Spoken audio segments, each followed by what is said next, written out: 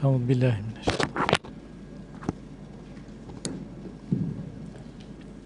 بالله من الشيطان الرجيم. بسم الله الرحمن الرحيم. السلام عليكم ورحمة الله وبركاته. إن الحمد لله تعالى نحمده ونستعينه ونستغفره ونعوذ بالله من شرور أنفسنا ومن سيئات أعمالنا. من يهده الله فلا مضل له ومن يضلل فلن تجد له وليا مرشدا. وأصلي وأسلم على سيدنا محمد صلى الله عليه وسلم إمام المصلحين وسيد المجاهدين وعلى آله وصحبه أجمعين. أما بعد. Tuan-tuan dan puan-puan sekalian yang dirahmati oleh Allah Subhanahu wa taala sekalian. Pertamanya, marilah sama-sama kita merafakkan rasa syukur kepada Allah Subhanahu wa taala di atas segala nikmat yang Allah berikan kepada kita. Alhamdulillah, kita juga bersyukur kepada Allah Taala yang masih panjangkan umur dan usia kita sehingga saat dan ketika ini dalam keadaan sihat walafiat. Hari ini kita berada pada tanggal 20 hari bulan Safar 1445 Hijrah. Kita berdoa kepada Allah Subhanahu wa taala agar segala amal soleh yang kita lakukan sebelum ini semuanya diterima oleh Allah Taala. Allahumma amin. Kita juga berdoa pada Allah Taala agar kita terus diberikan kekuatan, semangat yang tinggi untuk melakukan segala bentuk amal kebajikan, supaya ia menjadi bekal kepada kita yang paling berharga apabila bertemu dengan Allah Subhanahu wa taala nanti. Allahumma amin. Kita sambung perbincangan yang lepas daripada kitab Riyadhus Shalihin, hadis-hadis yang berkaitan dengan al-amru bil ma'ruf wan nahyu 'anil munkar, ataupun kita kata amar ma'ruf nahi munkar. Hadis yang ketiga, an Abil Walid Ubadah ibn As-Samit radhiyallahu anhu qala, daripada Ubadah bin Samit dia berkata, bay'ana Rasulullah sallallahu alaihi wasallam ala sam'i wa ta'ati fil usri wal yusri wal mansyati wal makrahi. Kami berbai'ah dengan Rasulullah sallallahu alaihi wasallam, berjanji setia untuk kami dengar dan juga taat. Maknanya patuh taat kepada Nabi SAW dalam keadaan fil usri wal yusri, sama ada dalam keadaan susah ataupun dalam keadaan senang. Wal manshat wal manshati wal makrah, sama ada dalam keadaan kami cergas ataupun dalam keadaan yang kami tidak suka. Wa ala atharatin alaina, dan pada perkara-perkara yang melibatkan kepentingan ramai ke atas kami. Begitu juga kami disuruh untuk kami berjanji setia itu ke atas apa? Supaya kami tidak memisahkan dan mencabut sesuatu perkara daripada ahlinya. Wa ala alla nunazi'al amra ahlahu illa an taraw kufran bawahan, melainkan kalian melihat kekufuran yang sangat jelas indakum, di sisi kamu, minallahi ta'ala fihi burhan. Maknanya satu-satu amalan yang mungkin dilakukan oleh orang lain, kita tak lakukan, tengok dulu, jangan cepat diubah dan jangan cepat maknanya dicegah, melainkan sekiranya memang ia bercanggah dengan agama secara pasti. Kalau sekadar katalah kita ini berpegang kepada pandangan iaitu niat ni dalam hati, tidak perlu sebut bismillah, usolli fardaz zuhri, kan kadang-kadang kita jumpa dalam grup WhatsApp kan, sebenarnya usolli fardaz zuhri itu bid'ah, dia kata sebagai contoh. Jadi adakah dia bid'ah sepenuhnya? Lalu kita kata kamu ni melakukan mungkar, kita pun sampai bergaduh dengan dia. Contoh yang lain adalah baca Yasin malam Jumaat.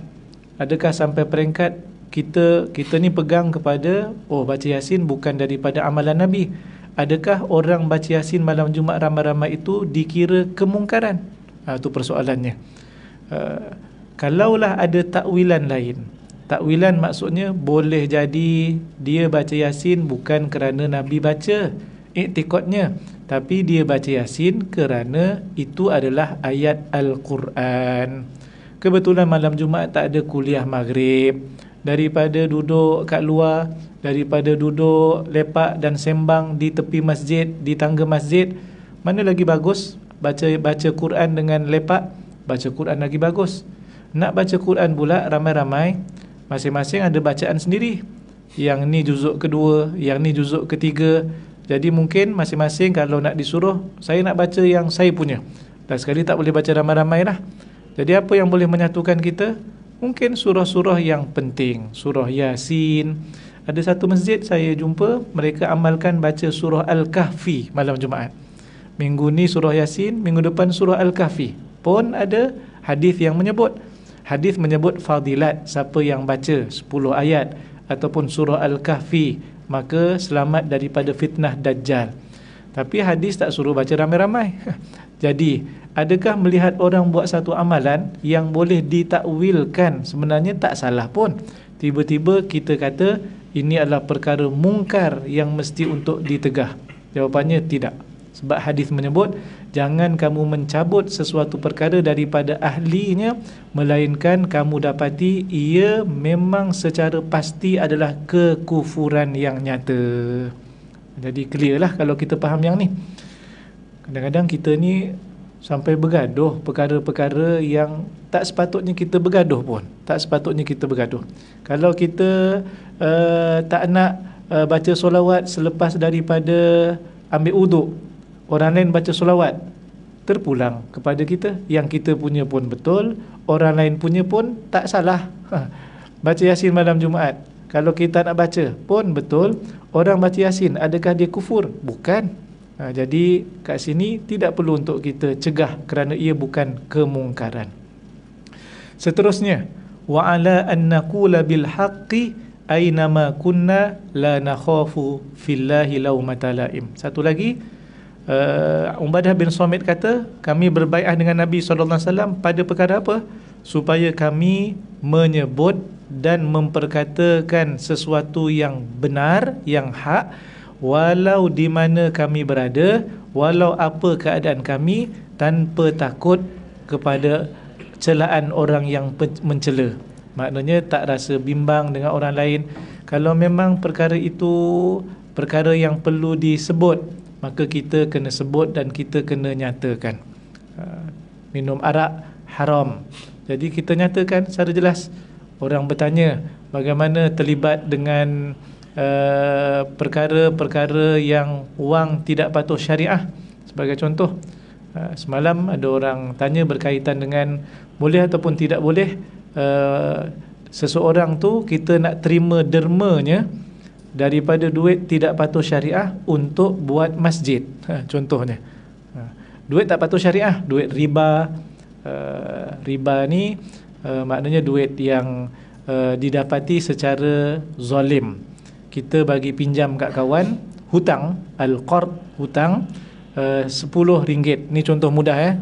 Jaranglah orang hutang RM10 ni. Sekarang ni dia hutang ratus-ratus ataupun ribu. Tapi katakanlah memang hutang RM10.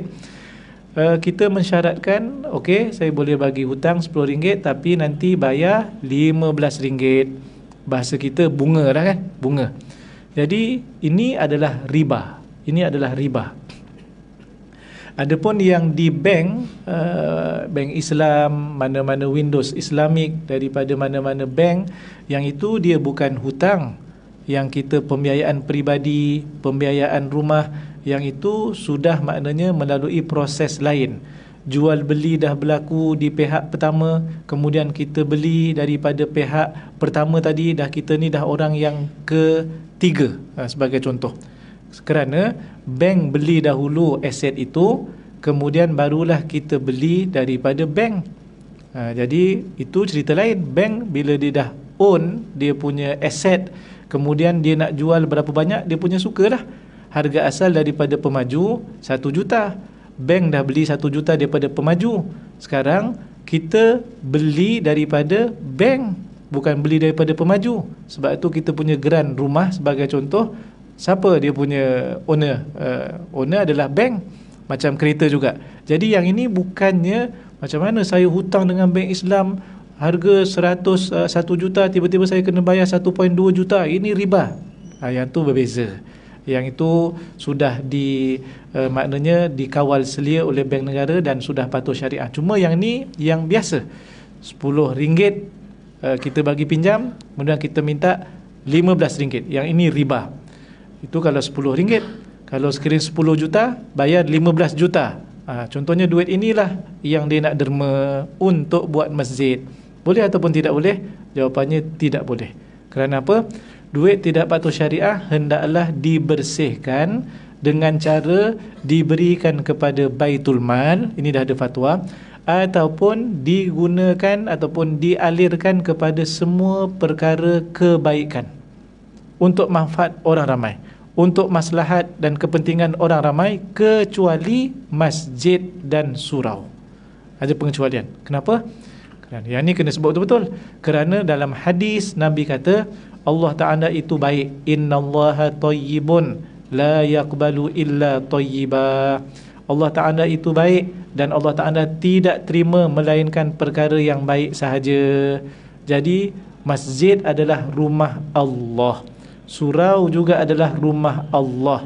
Jadi berdasarkan hadis ini, tidak boleh guna duit tidak patuh syariah untuk binaan masjid dan surau. Baik, katalah saya pegawai yang uruskan pembinaan masjid dan surau. Nak cakap yang benar ke? Kita nak adjust, bagi dapat. Orang nak bagi ni 10 juta ni, 10 juta boleh dapat satu masjid lah kira. Top up sikit lagi 5 juta, dapatlah masjid yang mungkin 3,000 orang kapasitinya. Tak apalah, kita cari dalil lain lah yang bagi boleh lah. Yang ni susah lah. Sedangkan Nabi kata wa ala an naqula bil haqqi aynama kunnah, dan kami berjanji setia untuk bercakap perkataan yang betul, yang hak, yang benar, walau apa pun keadaan kami, di mana saja kami berada. Kadang-kadang susah juga tuan-tuan sekalian nak cakap perkara yang benar ni. Contoh lain, macam mana kalau kawan baik kita buat satu kesalahan? Berani ataupun tidak kita menyatakan yang hak? Ada ketikanya kita ada kepentingan pada perkara itu, berani ataupun tidak kita sebut perkara yang hak. Kalau kita sebut yang ni, kita tak dapat perkara tu. Berani ataupun tidak kita sebut. Yang ni kita disuruh untuk sebut perkara yang benar, walaupun mungkin menyebabkan kita tidak dapat apa-apa ataupun kepentingan itu tidak kita perolehi, kerana ini yang diajar oleh Nabi SAW. Hadis yang seterusnya, Anin Nu'man ibn Bashir radhiyallahu anhu anin Nabi sallallahu alaihi wasallam qala mathalul qaimi fi hududillah wal waqi'i fiha kamathali qaumin istahamu ala safinah. An-Nu'man bin Bashir meriwayatkan daripada Nabi SAW, perumpamaan orang-orang yang disuruh melakukan kebaikan, orang yang menyuruh melakukan kebaikan, orang yang mencegah daripada kemungkaran, dengan orang yang disuruh kepada kebaikan, dengan orang yang dicegah daripada kemungkaran. Maknanya ada satu kumpulan ajak kepada amar makruf dan cegah daripada nahi, iaitu nahi mungkar. Ada satu lagi mestilah golongan yang diajak dan yang dicegah. Baik, Nabi sedang gambarkan dalam hidup satu masyarakat, satu komuniti yang perlu ada, iaitu amar makruf dan nahi mungkar itu ada yang mengajak, ada yang diajak, ada yang mencegah dan ada yang dicegah. Nabi umpamakan nak bagi kita mungkin pada satu aspek mudah dapat gambaran itu, maka akhirnya mudahlah dapat kita faham. Nabi kata seperti satu umat ataupun satu kaum, satu komuniti yang mengundi naik satu kapal. Undi, maksud undi kat sini semua orang ada hak yang sama. Kapal ni kapal laut lah tuan-tuan sekalian, kapal laut. Kapal laut ni ada dua bahagian, satu yang tingkat atas, satu lagi yang di dalam perut kapal. Dua bahagian ini. Kalau ikutkan masing-masing tanpa mengundi, mungkin dia masing-masing ada yang suka kat dalam, ada yang suka kat luar. Cara macam mana untuk pastikan ia adalah adil dan sama rata? Oleh kerana semua orang ada hak yang sama. Duduk tingkat atas semua orang ada hak, duduk tingkat bawah pun semua orang ada hak. Maka Islam membenarkan dan menerima cara mengundi. Undi, yang ni dapat naik tingkat atas, yang ni dapat tingkat bawah, yang kedua tingkat atas, ketiga tingkat bawah, dan begitulah seterusnya. Baik, ada tingkat atas dan ada tingkat bawah. Naik satu kapal, tujuan sama, nak pergi tempat yang sama, kemudian menggunakan kenderaan yang sama. Seterusnya Nabi kata, oleh kerana mengundi, maka sebahagian dapat tingkat atas. Fasara ba'duhum a'laha wa ba'duhum asfalaha. Maka jadilah sebahagiannya duduk di bahagian atas, wa ba'duhum asfalaha, dan sebahagiannya yang lain tingkat di bawah, iaitu di dalam perut kapal. Wa kana alladhina fi asfaliha, dan adapun orang-orang yang berada di tingkat bawah di dalam perut kapal, idastaqau minal ma'i marru ala man fawqahum, maka apabila mereka nak ambil air, maka mereka akan lalu orang-orang yang berada di atas. Kena naik ke atas nak cedok air. Kapal laut kan, kalau tingkat atas tu yang open, maknanya boleh ambil air kat tepi tu. Baik, orang kat bawah macam mana nak ambil air? Kenalah naik ke atas, lalu di hadapan orang-orang yang di atas, tingkat di atas. Wa kana alladhi fi asfaliha, oh ni dah, faqalu, lalu mereka yang tingkat bawah ini pun dapat idea dan mereka berkata, lau anna kharaqna fi nasibina kharqan wa lam nu'dhi man fawqana. Alangkah eloknya kalau kita boleh pecahkan dinding kapal kat bahagian kita kat bawah ni. Sikit je kita pecahkan, kita boleh ambil air. Tidak perlu kita naik ke atas, maka tidaklah kita menyakiti orang di tingkat atas. Idenya sangat bagus. Tak nak kacau orang kat atas. Yalah, waktu tidur berbeza-beza, waktu rehat berbeza-beza. Kita yang tak boleh tidur, mungkin tak tidur langsung lah. Tapi orang lain, alhamdulillah, letak kepala, letak badan, duduk, boleh tertidur. Jadi, kalau kita ulang alik ambil air, orang pertama ambil air, dan lepas orang pertama, orang kedua, tak berhenti-berhenti lah, asyik lalu depan orang yang kat atas tu. Lalu itu yang timbul cadangan. Dalam syarah sebut, sebahagian daripada orang yang tingkat bawah, bila merasa maknanya agak susah kena lalu tingkat atas. Bukan senang tuan-tuan sekalian nak lalu depan orang, tuan-tuan sekalian.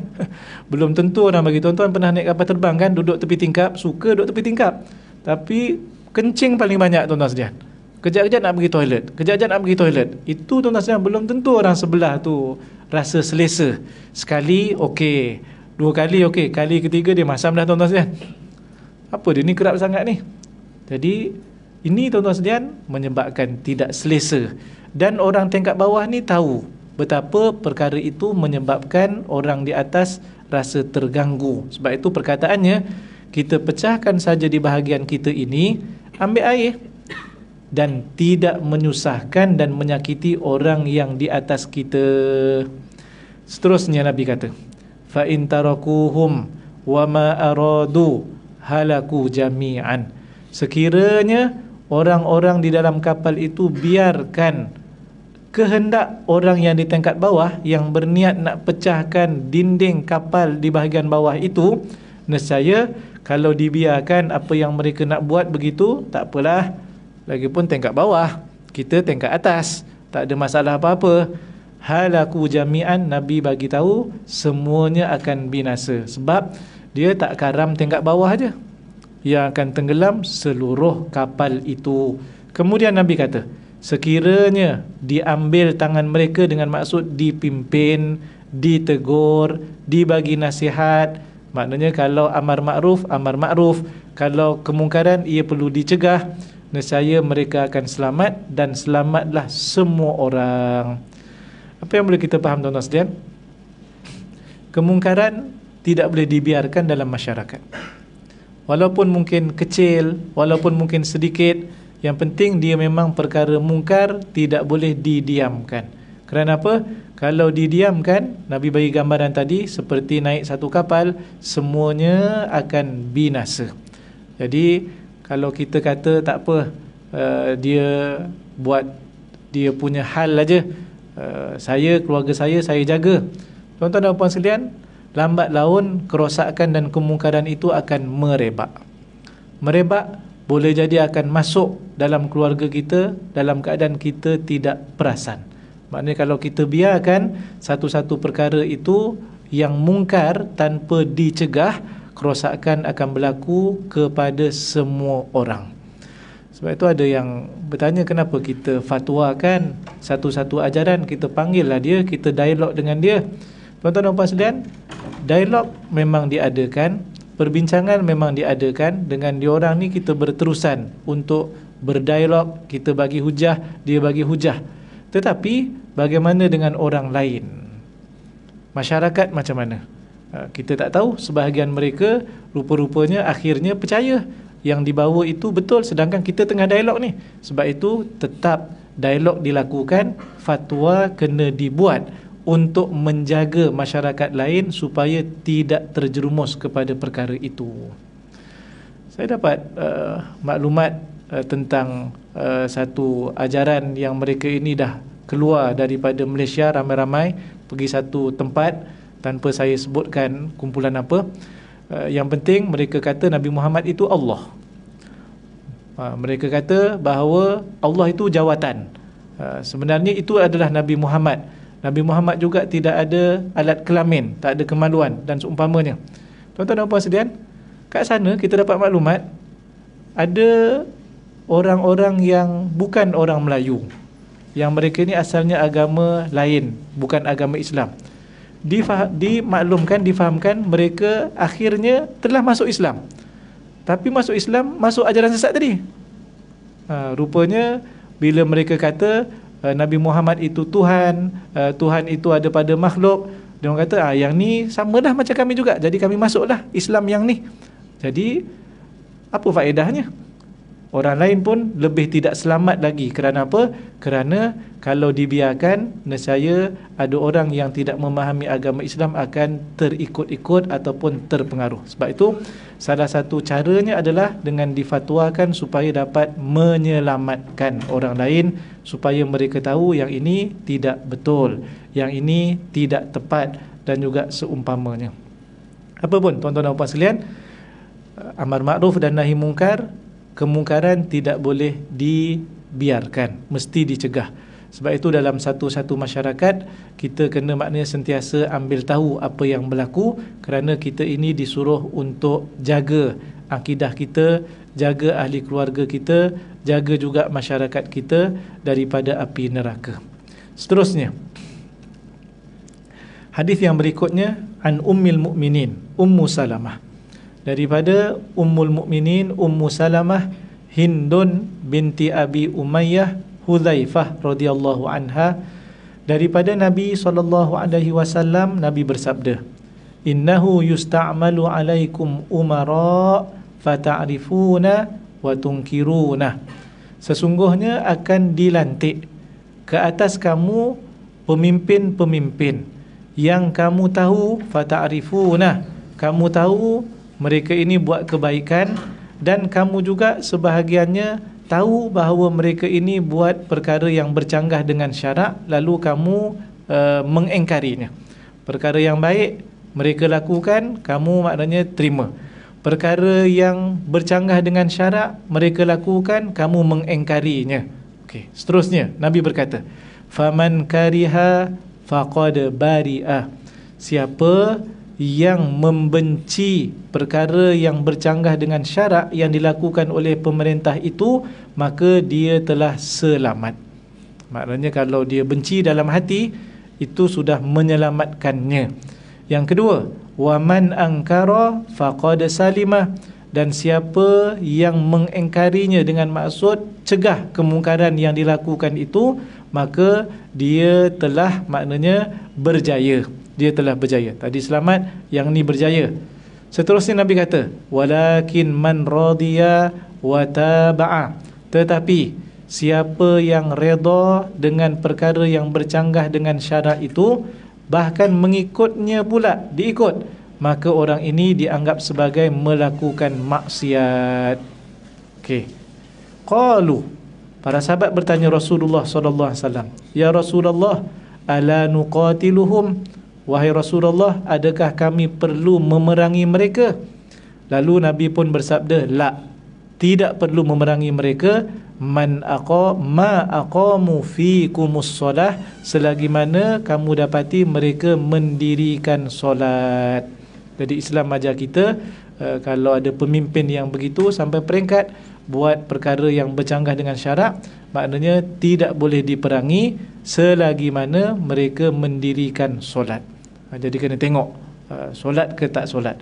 Jadi Islam tidak terus menyuruh kita maknanya bergaduh, berperang, tumpahkan darah dan juga seumpamanya, kerana mereka adalah pemimpin. Ini antara adab dan juga cara yang telah diajarkan oleh agama Islam. Yang penting adalah paling ringan dalam hati itu. Dengan sebab kita membenci dalam hati, maka tidak berdosa. Dalam syarah kata bari'ah, kat situ maksudnya adalah bari'ah, selamat daripada dosa, minal ithmi. Jadi kita ni tuan-tuan sekalian, yang sebagaimana kita sebut, yang kita nak, terutamanya pada hari akhirat nanti, semua orang nakkan pahala dan semua orang tidak mahu dosa. Itu yang paling penting pada hari akhirat. Pada hari akhirat ni, orang pukul kita, kita nak balas pukul balik pun tak ada faedah, tuan-tuan sekalian. Qisas ni semua kat dunia. Pukul balas pukul, cedera balas dengan cederakan dia. Tapi kalau memaafkan itu lebih baik, itu di dunia nak balas balik. Tetapi hari akhirat tidak ada balas balik. Untuk manusia ni, manusia nak pahala, manusia tidak mahu dosa. Sebab itu Nabi sebut dalam hadis muflis, orang-orang yang menzalimi orang lain, pada masa yang sama dia solat, dia zakat dan juga dia haji, ada pahala, tetapi pada masa yang sama dia buat zalim pada orang lain. Qad syatama hadha, qad qadhafa hadha, qad akala mala hadha, qad safaka dama hadha, qad daraba hadha. Dia cerca si fulan, dia tuduh si fulan buat perkara maksiat, skandal, dia makan harta si fulan dengan jalan yang batil, dia bunuh si fulan, kemudian dia pukul si fulan. Tu Nabi kata. Apa penyelesaiannya? Nabi sebut dalam hadis ini, pahala yang dia ada itu diserahkan dan diberikan kepada orang yang dia zalimi. Ini menunjukkan pada hari akhirat transaksinya adalah dosa dan juga pahala. Kemudian Nabi bayangkan dalam hadis yang sama, hatta in faniyat hasanatuh, sehingga sampai satu peringkat pahalanya habis. Pahala yang dia solat habis, pahala yang dia zakat dah habis, sebab dah dibagi kepada orang yang dizalimi itu. Tetapi belum selesai, orang yang dizalimi, perhitungannya ada lagi 5-6 orang yang belum selesai. Tadi yang 8 orang pertama selesai, dia buat jahat 13 orang semuanya. Kira-kira ada 13 orang. Yang ini dia pukul, yang ini dia tuduh, yang ini dia bunuh.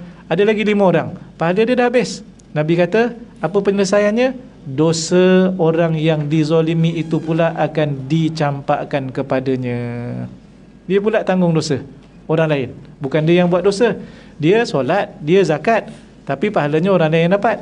Sekarang ni dosa orang yang dia zalimi itu pula dicampakkan kepadanya, dan Nabi kata faturiha ilal annar, kemudian dia pun dicampakkan dalam api neraka. Na'uzubillah.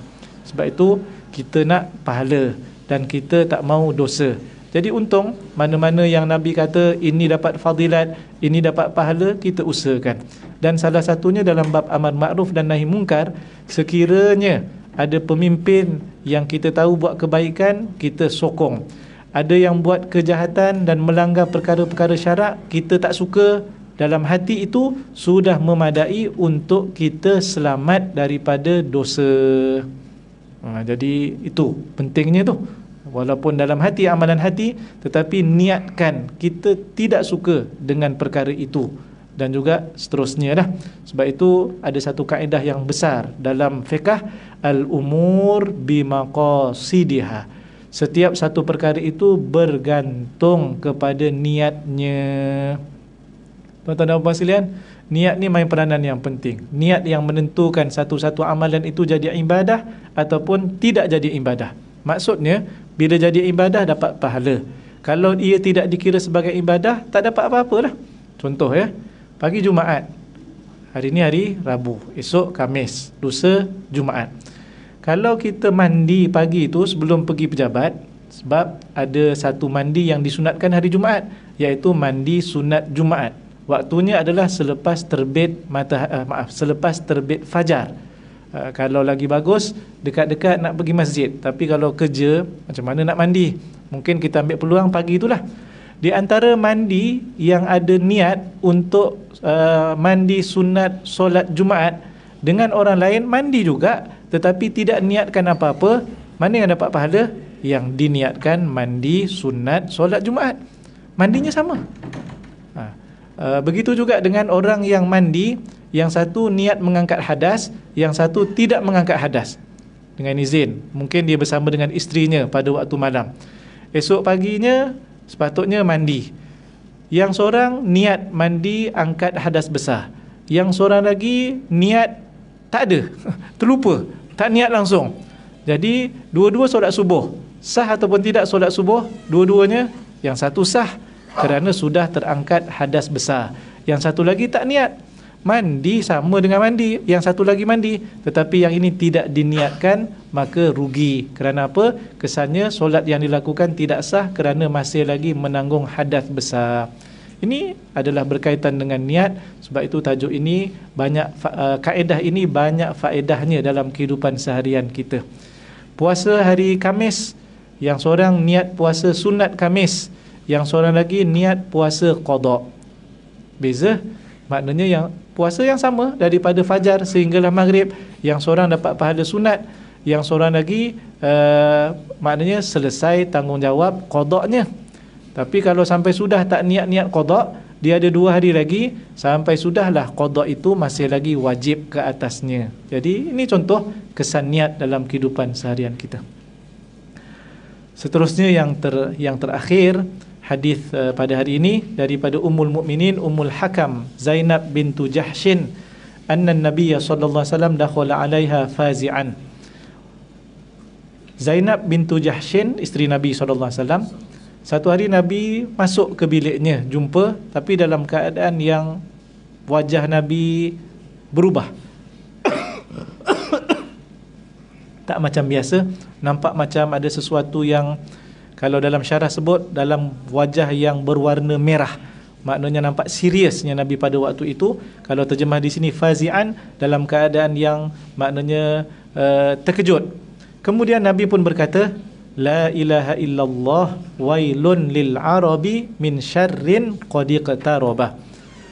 Nabi sebut la ilaha illallah, celakalah orang Arab daripada iaitu syar. Syar ini adalah kejahatan yang semakin mendekat. Nabi sebut la ilaha illallah, celakalah untuk orang Arab kerana kejahatan sudah sangat dekat. Futihal yaum, kemudian Nabi pun berkata, hari ini telah dibuka rantai Ya'juj dan Ma'juj. Ada yang sebut rantai, ada yang sebut iaitulah dipanggil sad, dipanggil apa, tembok. Tembok pun ada juga. Tembok Ya'juj dan Ma'juj seperti ini. Seperti ini Nabi tunjukkan jari, ibu jarinya dirapatkan dengan jari sebelahnya. Kalau sebut ibu jari, sebelahnya jari telunjuk lah, jari telunjuk. Nak menunjukkan maksudnya sudah sangat dekat. Maknanya waktu yang sangat dekat. Merujuk kepada tadi, kecelakaan dan kejahatan sudah semakin hampir. Kemudian Zainab pun berkata kepada Nabi SAW, ya Rasulullah, anahliku wa fina salihun, adakah kami semua akan binasa sedangkan dalam kalangan kami ada orang soleh, ada orang baik? Kemudian Nabi pun berkata, na'am, ya, idza kathural khabath, apabila keburukan itu sangat meluas. Jadi asal-asalnya adalah bila ada orang saleh, tuan-tuan sekalian, orang soleh, orang-orang yang baik, orang yang dekat dengan Allah Ta'ala, kita akan selamat. Tapi dengan syarat, kalau tidak banyak kejahatan di tempat itu, tidak banyak kerosakan di tempat itu. Tapi kalau sekiranya kerosakan, kejahatan, maksiat melata, Di semua tempat ada maksiat, walaupun tempat itu ada orang soleh itu pun tidak selamat. Jadi sebab itu kita sangat mementingkan suasana dan keadaan yang sangat baik, sangat soleh, supaya apa? Bila ada orang soleh, tidak banyak kejahatan dan juga maksiat, semua kita selamat daripada malapetaka dan daripada sebarang bentuk ujian Allah Ta'ala yang berat kepada kita. Jadi wallahu alam, mudah-mudahan kita terus menjadi hamba Allah Subhanahu wa Ta'ala, tunduk, patuh dan seterusnya melaksanakan amar makruf dan juga nahi mungkar, mulakan dalam keluarga kita, kemudian dengan komuniti dalam masyarakat kita, dalam tempat kerja kita dan seterusnya, insya-Allah. Cukup sekadar itu pada tengah hari ini. Yang baik datang daripada Allah, yang kurang daripada saya. Aqulu qauli hadza astaghfirullahal azim li wa lakum. Assalamualaikum warahmatullahi wabarakatuh. Bismillahirrahmanirrahim. Allahumma faqihna fid din wa 'allimna at-ta'wil wahdina siratal mustaqim. Allahumma anfa'na bima 'allamtana wa 'allimna ma yanfa'una wa zidna 'ilma wa sallallahu ala sayyidina Muhammad walhamdulillahi rabbil alamin.